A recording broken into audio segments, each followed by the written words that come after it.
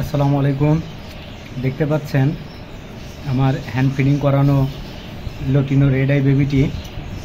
ও হচ্ছে ট্যাম পাখি।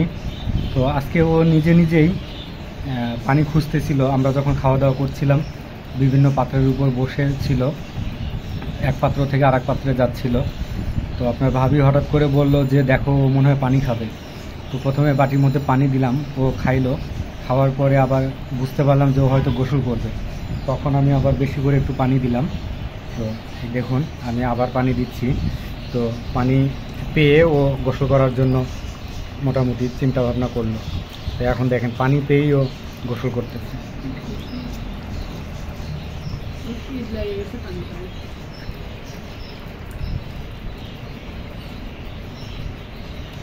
আমার পাখিটির জন্য দোয়া করবেন সবাই।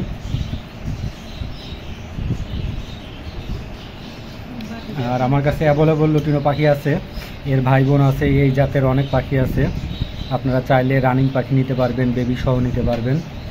সবাই ইনবক্সে যোগাযোগ করবেন। ধন্যবাদ।